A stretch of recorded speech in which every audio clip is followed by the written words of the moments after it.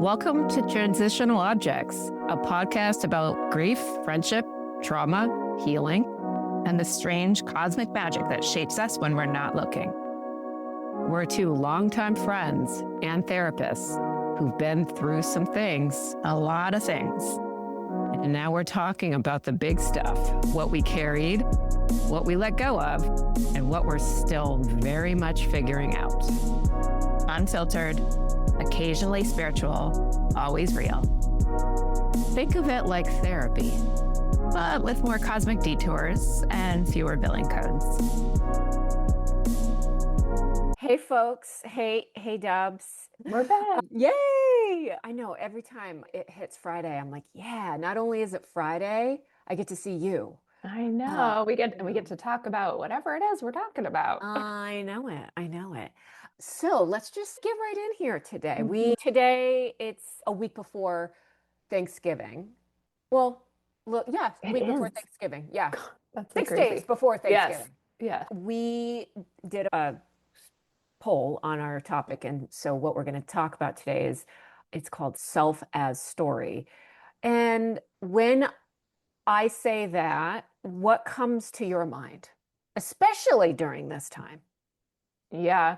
Well, in general, not just exclusive to Thanksgiving, but in general, I've just been like so interested in this idea of like story in our lives and in our beings, of how like almost everything that we use to define like who we are and how things should be and what life should look like is a story. It's just a story that's been created at some point along the way. Either we've created it for ourselves or it's a story that we've been taught about how the world works, how things go, what is normal, what is not normal, what is right, what is wrong. It's all just like these stories that we've constructed. So that concept, just in general, has been an interesting one for me that I've just been playing with and looking at the world through that lens for a little while. So self as story, like as it relates to Thanksgiving, the holiday that's coming up, to me, I think like what is the story we have about who we are as an individual, like what makes us us, and then how that shows up or how that translates when we put ourselves back into our families, the families where we came from, which not everybody, of course, but what many people tend to do at Thanksgiving is meet with family or friends with which there's a given dynamic between like the group of people and how these people interact with each other, and we show up in that way. This is who I am. This is how I act within this group of people. Right. And sometimes when you say, this is how I act with these people, it could be a family, could be friends, either way. Yeah. There's a history. Mm-hmm. There's a history there. There's a lot of unconscious inherited narratives too that can play out without us even being, like I said, conscious of it, right? Mm-hmm. Yeah. And so I think folks who have done work on themselves, right, explored all of the parts of who they are, right? Their narratives, their family of origins, their family systems, their relationships, etc. Sometimes when those folks get brought back into, let's say, like a Thanksgiving dinner or a Christmas week with family, because they have that now, I guess, insight, it can sometimes be even more challenging going back into, right, like these said dynamics, because what used to be their narrative, whether it was their choice or not, no longer fits them and no longer fits how they want to exist in the world, how they want to exist relationally, and certainly how they want to exist familially. Mm-hmm. So that sometimes that concept or that saying, kind of cliche saying, ignorance is bliss, that can be situated or connected to this in holiday season, right? It's, Yeah. look, we just don't bring the unconscious to the conscious. Like we could just go right into the family dynamics. Mm-hmm. This is who I am. This is how, with this said family, and this is how I act, and this is what I do, and then leaving that family or leaving that dinner or whatever week, you go back to who you are, like, does that change? Are there still these long-lasted inherited parts or narratives that we live out today?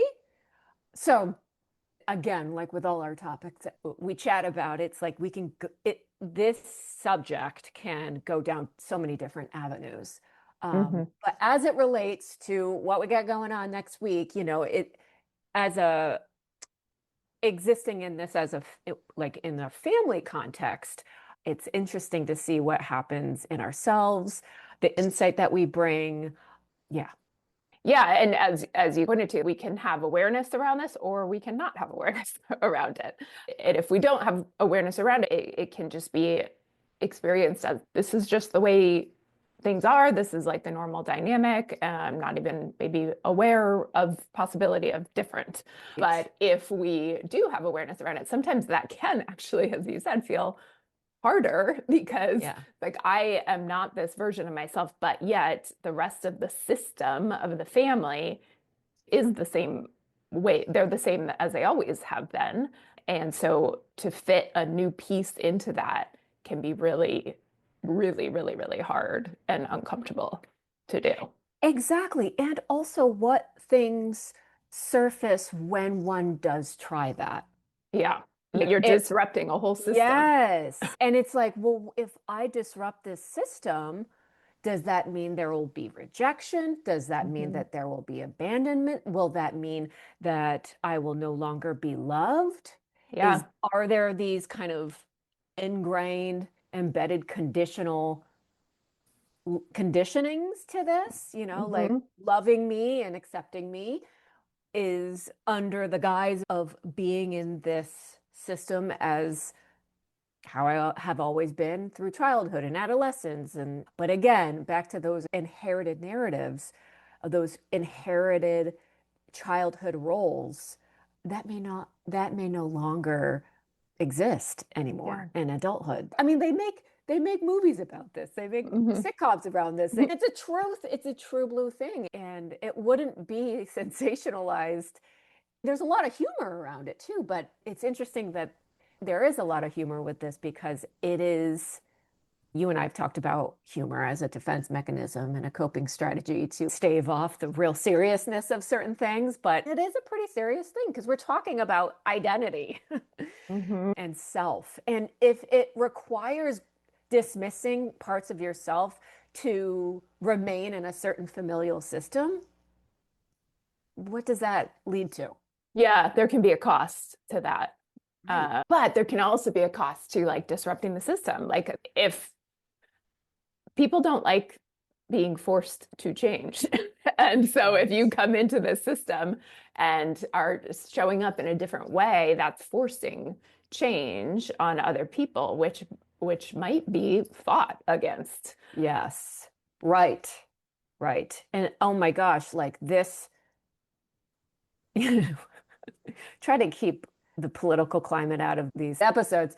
It's very controversial and there's a lot of division.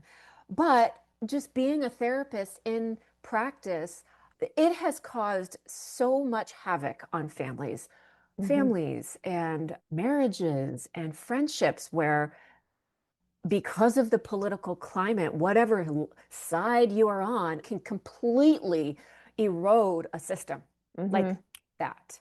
And there are many families this year that are not meeting or not gathering to be among each other because there's so much, static between them. I hear a lot like, oh, we have a great relationship as long as we don't talk politics.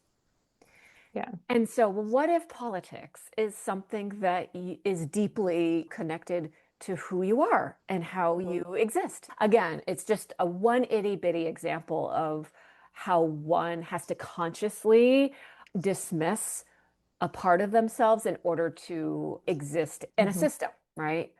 That may not be ready or willing to change or have any openness around something that is maybe adverse to the way that they, they may not be open to, they may not even be aware of Yeah, like the totally. shift potential, like using the political example, maybe somebody's raised within a certain like belief system as a child, but then as they've grown up, they've learned to make their own choices and create their own Big opinions time. around certain things. So maybe that differs now from where they came from. Yeah. And the family may not even realize that showing up from the place of who this person has become, who they have grown into, can maybe doesn't even fit at all within where they came from. And what do you do with that? Do you show up?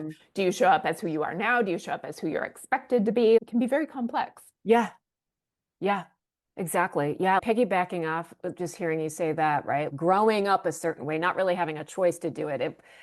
Piggybacking off of last time we chatted about religion and such. And so it's like, yeah, I do relate to that in a sense, not with politics. Luckily, I grew up in a democratic liberal family, and that's, if I didn't, then we would probably have a different conversation. However, we align. But religiously, we don't. Now that we're talking about this, it's interesting. For years and years and years and years, my father would, I don't think he was intentionally doing this, but kind of giving guilt trips of, it's Sunday or it's Saturday, come to Mass with me. Do you want to go to Mass? And I would say no each and every time he knew, but he kept asking. And every time I would say no. But now as I'm older, I have my kids, and I've noticed actually that he doesn't ask me. He's stopped.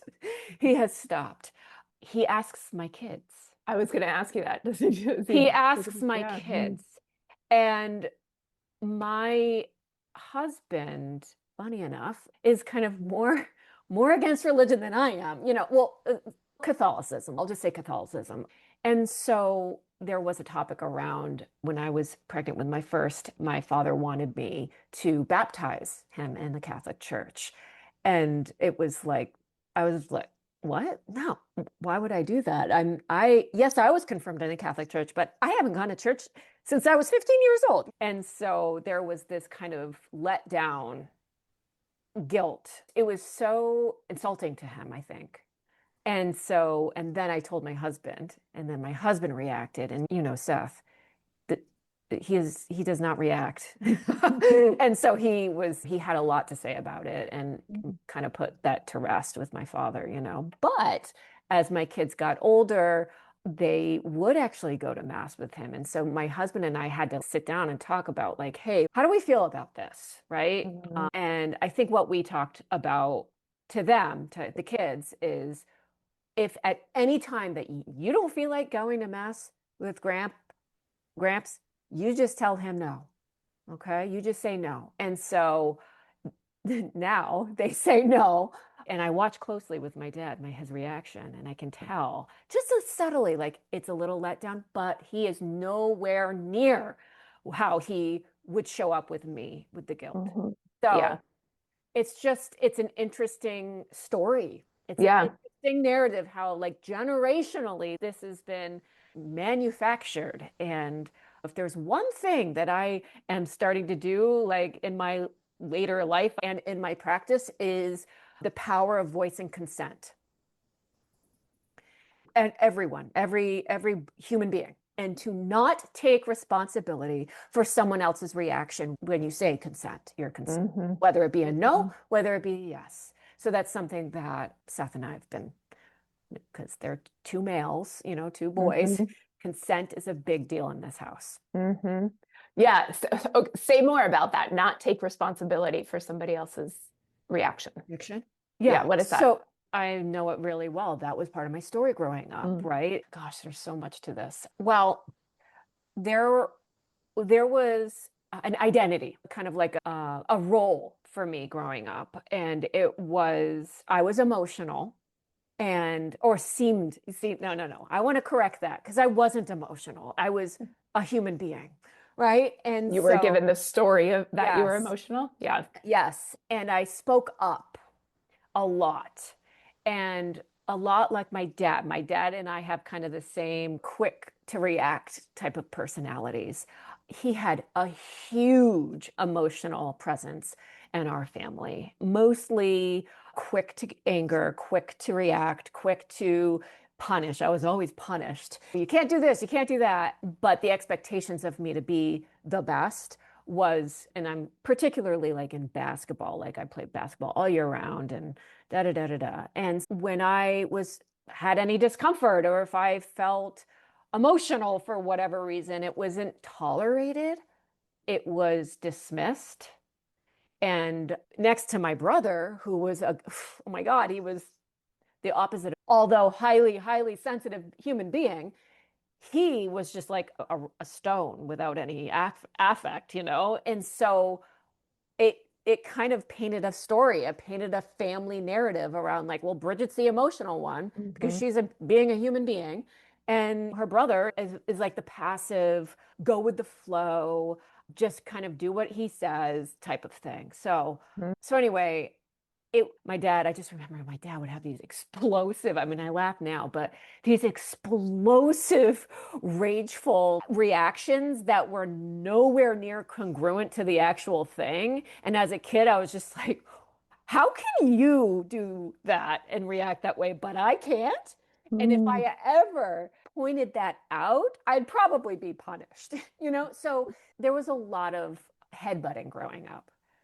So I don't know if that answers the question around that. But anyway, taking responsibility for someone's reactions. Now we want to, I think, due to that upbringing of like not really, like we just had to endure it. We just had to withstand whenever he got upset, you know? Also, my dad, lovely human being. I mean, love him, love him. But he also has emotional dysregulation.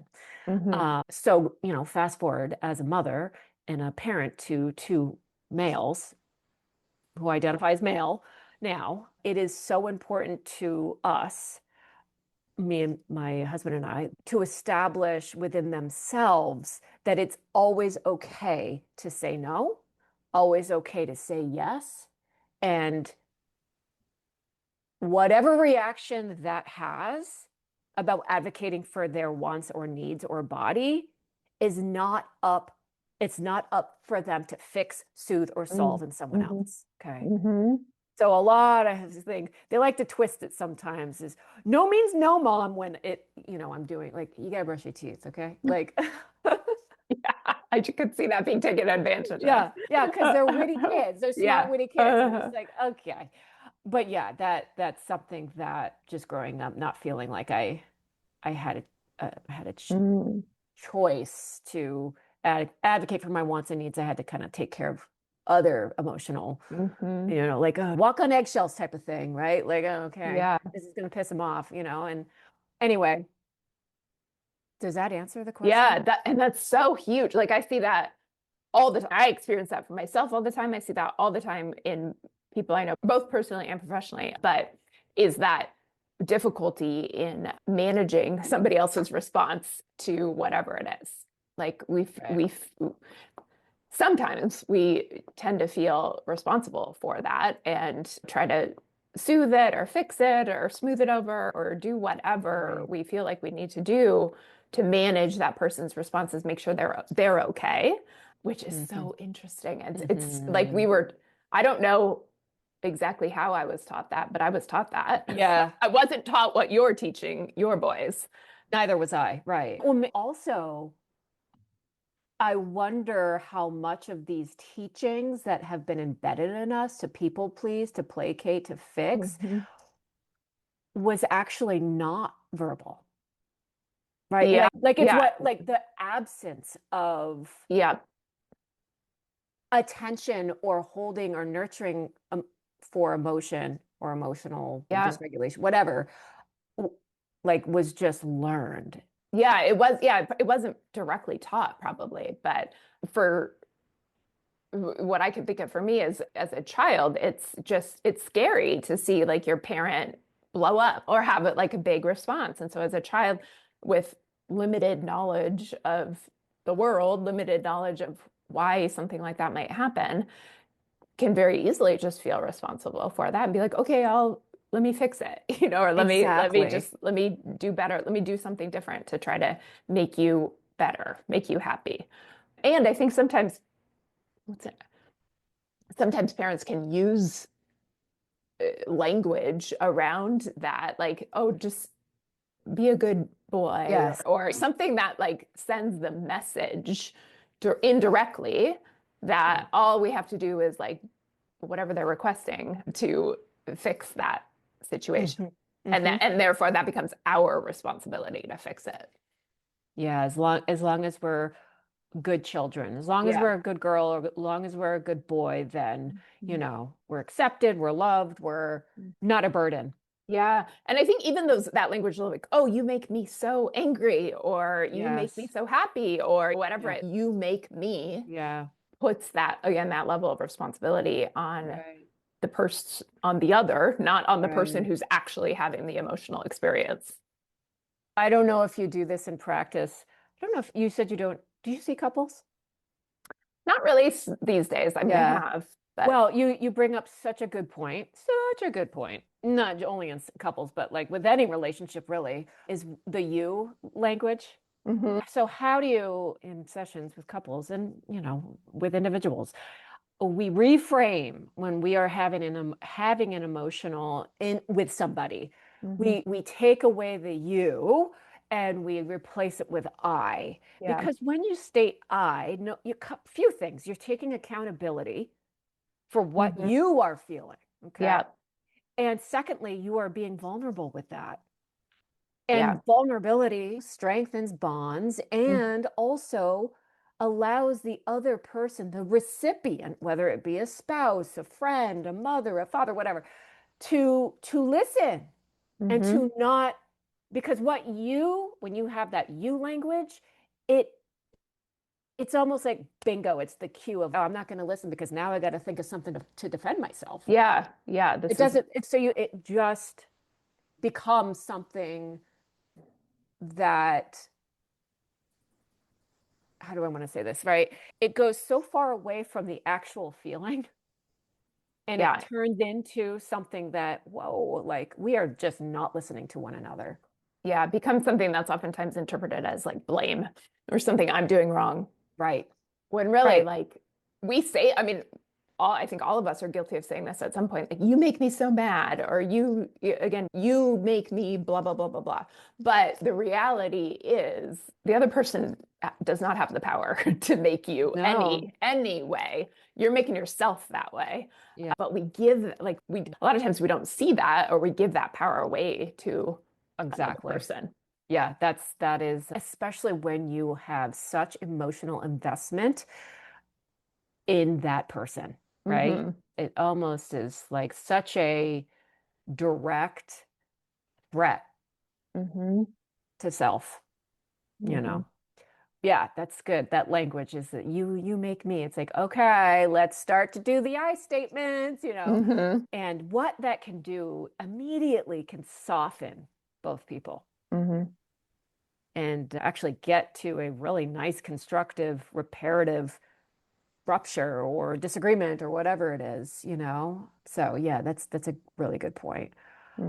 So what about you? Do you still slip in like a role or perform a role that you have outgrown?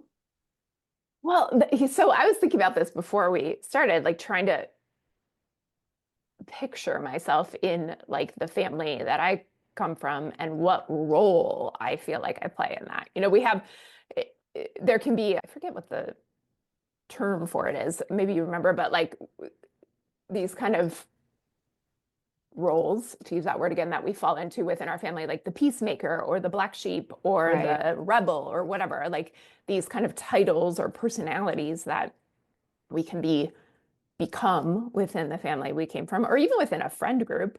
So I was trying to think, what is mine within my family? And I really don't know what it is. I knew you were going to say that. Did you? Maybe you know what it is. But I don't know what it, like, there's not an obvious thing to me that's jumping out. But I think that's part of what might be normal for this, is it's really hard for us as a person to see who we are within the system of the family. Right. Okay, better question. If I asked your family members what role Laura is and or was in your family, what do you think they would say? Mm. The first thing that came to mind is the organizer, Oh, okay. the planner. Okay. Over your sister? Well, yeah, I mean, she's become the planner these Yeah, now. So this is interesting though, because I do, when we were younger, I was probably more the organizer and the planner. Firstborn. Yes, firstborn, like to control my siblings, to organize things, because that gives me, being able to control things gives me a sense of safety. So I do think that was the role, and it maybe is the role that I step into within family gatherings. Like I do think in past like holidays, like I've probably been more apt to be the one like to plan like the menu or to delegate who's going to make what. And I think more part of this is my sister has 4 children, so she doesn't have as much time on her hands. So I kind of just, I guess, step into that and be like, okay, this is the menu. I'll make most of it. You guys do this, because I know it's easier for me to do that. But also, maybe that is just me falling into that role. So my sister is very much a planner within, I think, the family she has created, but maybe not so much within the family of origin. Interesting. Yeah. Okay. Wow. I don't know. Maybe she'd say something different, but that as it relates to like when holidays come up, that seems to be the way things unfold. So you kind of go, it's like you kind of go back to this. Well, I got it. I'll organize it. I'll coordinate it. And she also is like, yep. Like, yeah, absolutely. Yeah. Because she goes along with it, for the most part, because I think I make it pretty easy for her because, again, she has 4 kids and she doesn't have as much time to cook a bunch of food as I do. So, but she does go along with it. And interesting, I was even just thinking about this earlier. We're going to be traveling for Thanksgiving, but in town with family for Christmas. And so I was already starting it's not even December yet, but in my head, I was already starting to be like, okay, I need to text the family and decide where we're going to do Christmas, and just already starting to think about setting these plans up, which I didn't even realize until now. So oh my gosh, wait, so even like with mom and yeah. So I want go on. My mom's older now at this point, so she cannot like prep a meal. Like, so if we're gonna have a meal, it's somebody else has to take initiative for it. Right. So obviously when we were younger, she would like dictate that more, but I do think my planning was probably still existed, but just was different. A child's not going to cook a meal, but I would plan things in a different way. Right. It manifested as this kind of coordination,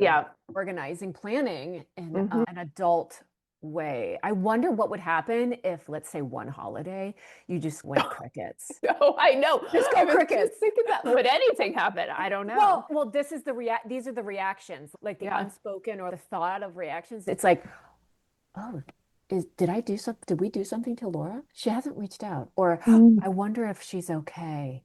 She hasn't reached out and done her thing. I can just go over so many like assumptions that maybe they would think, but not say out. I don't know. I mean, it's hard for me to imagine that anyone would even think, like even notice, came up to Christmas Eve, somebody would notice, but. Right.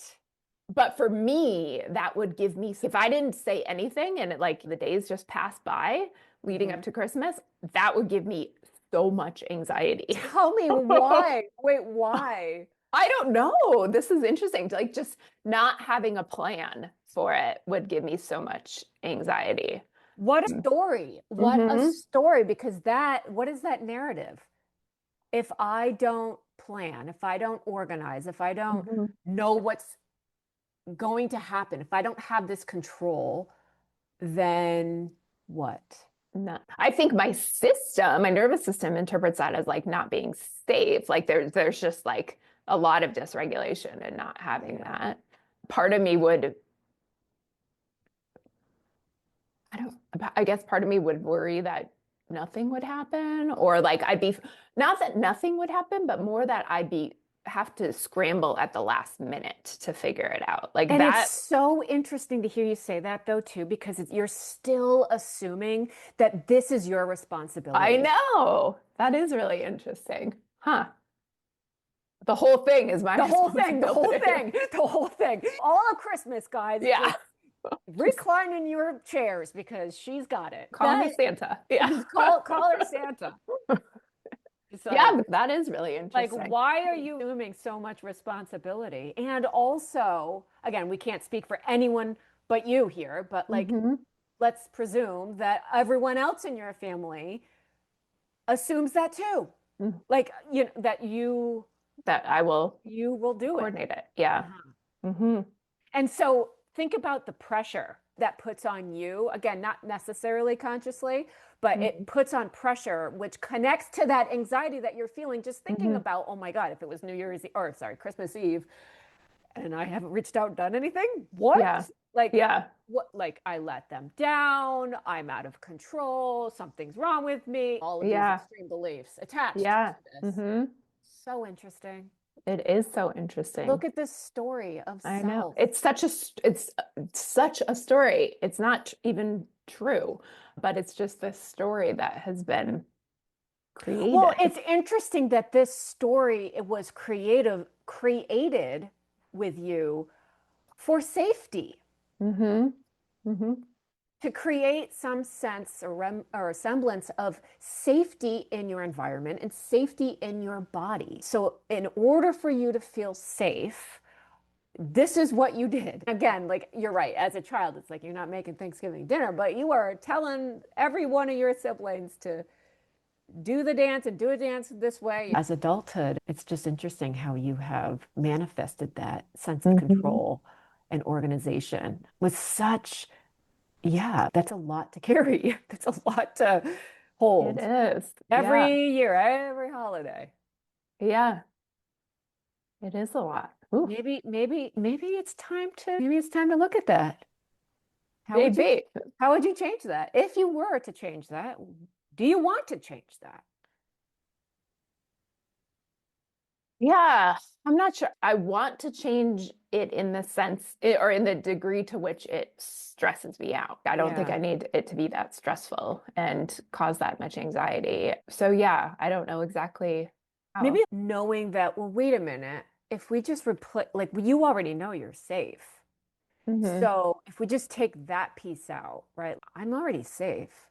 So I'm not doing this out of obligation. I'm doing it because I enjoy it. And yeah, I'm choosing to do it as opposed to I have to. Exactly. What a big difference. Yep. To differentiate between those two. Yeah, even that shift relieves some of the pressure and anxiety associated with it. Yeah. Very cool. Thanks, therapist. Anytime. Oh. Yeah. What's your role For what? in your family? I guess in comparison to the family you came from and the family you created, is it the same? Is it different? Oh man, let's see. Well, it's interesting. It was good. If I could ask your mom, your dad, and your brother, what would they say? If I could ask Seth, what would he say? What my role is now in this family?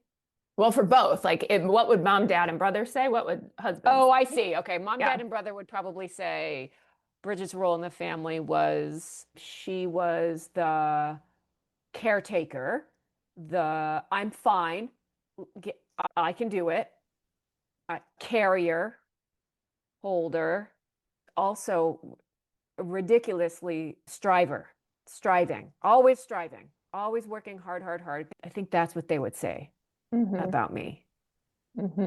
What would Seth say, my husband? He would say my role is similar to that, but in a healthier way, because I'm learning now, again, as I'm older too, that the striving isn't coming from a place of needing to protect myself or be safe. It's coming from, oh, I want to do this for me. Like, I want to be, I want to you start to use my voice more. I want to be more creative and the things that do I start many businesses? Yes. I don't know if that's an ADHD thing or just a neuro whatever. But yeah, I have this thing where I get a little micro obsessed with something that gives me such intrinsic motivation and happiness and just joy.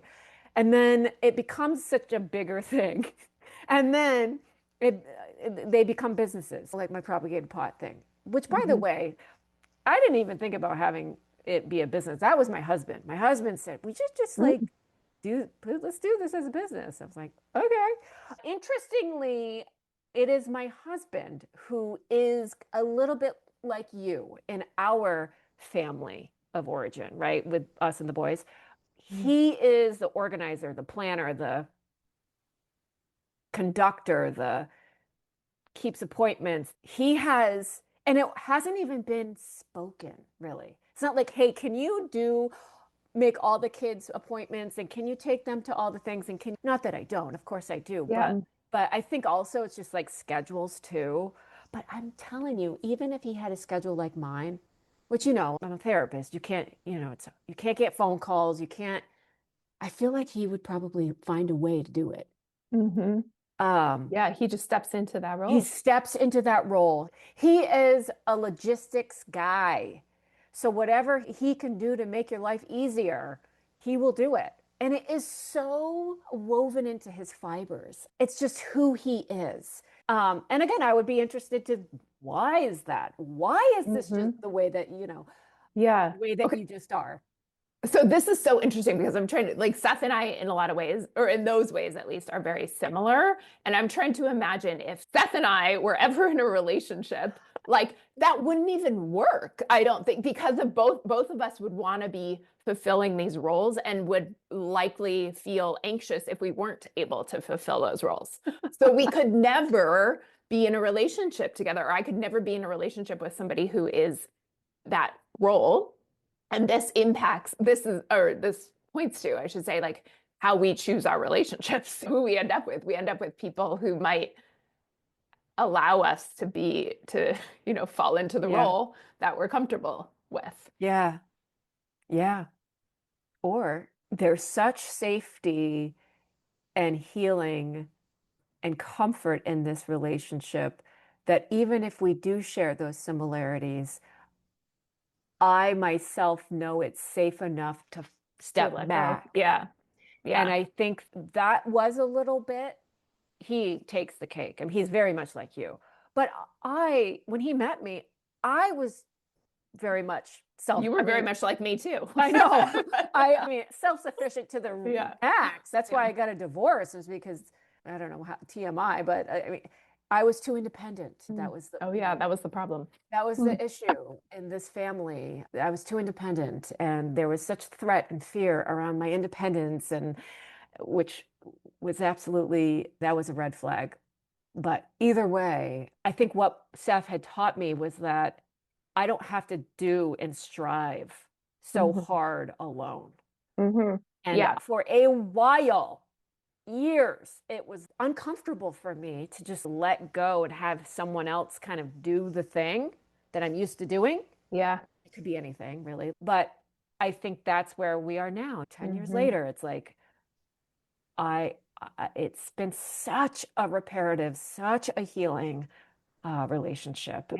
And also to this point, like our topic, he has allowed me to change that story about myself, which is everything. I mean, so it can work if we have the safety within ourselves and within the other person to have permission to change things or step out of the role that we're used to being in. Yeah. Right. Which is kind of a beautiful thing, like it is. When you have such hard, rigid parts of you and then to trust within yourself that they don't have to be so hard. They don't have to do this all the time. Yeah, exactly. It's a pretty cool thing. So, yeah, what a story. What a story. What a story. I know we're kind of wrapping up here, but going into the holiday, whatever you're going to be, are you going to be with family? Is that what you're doing? Yeah. So for the first time ever, my aunt on my dad's side is coordinating a family reunion. So Whoa, wow. the whole dad side of my family is going to New York to do a little family. I think there's going to be like 22 people, so not too huge, Whoa. but yeah, so we're doing that, which I'm excited for. I That's think really it'll cool. be cool. Yeah. Mm-hmm. Where in New York? Well, we're flying into New York City, but then there's I don't know if it's an area or like a resort or something called Mohonk, which I think is in like upstate New York area, Yeah. Hudson Valley. So about an hour and a half from the city. So we're going to be there. That's where the family reunion is happening, 4 days. Wow. And then we're going to spend, Clint and I are going to spend 2 nights in New York City on the way out because I've always wanted to see it decorated at Christmas time. So Oh, that's going to be why so not? fun. Yeah. Man, this is Yeah. what an opportunity it will be for you to not be the one. I know. What I'm the not planning heck? anything. I know. So my aunt, she's planning this whole thing. So she's me, maybe even more so. But yeah. Oh my gosh, I can't wait to hear Yeah. all about it. Yeah. What are you doing? Well, I was just like, I don't want to do anything, so people come to me. I don't want to go anywhere. Sorry, I don't want to go anywhere. So you know me, I love cooking. I'm just going to host my family, my brother, and then maybe go to a childhood friend family that just moved to Cape Elizabeth. Go see them for a little bit with my family. Cool. Yeah, Cape Elizabeth is in Maine. Mm. So yeah, cheers to the holidays and Mm-hmm. being present with our stories and how we show up in those dynamics and systems. Yeah. Have fun. So next time we meet, it won't be just us. Yeah. Don't give away too much I'm here. We have not. a special holiday gift coming your way. Gift. That's right. It will be an experience. Uh-huh. Yeah. Yeah. What do they call those teasers? Oh, cliffhanger. Yeah, there you go. Everybody's hanging on the edge of their seat right now. Everybody's hanging on. Or in therapy, I'll say, oh, here's the doorknob disclosure. Oh, yeah, right before. Oh, by the way. Oh, by the way. Drop big thing. Gotta go. Session's over. So, all righty. Cool. Stay tuned. All right. Mm-hmm. Bye. See you later. That's our episode. Proof that therapists can overshare too. If you're leaving this feeling a little more human, good. That's kind of the point. Send this to someone who gets it, or someone who really needs to. We'll be back soon with more stories, more tenderness, and a rotating cast of unresolved issues. And maybe a few coping skills. Maybe.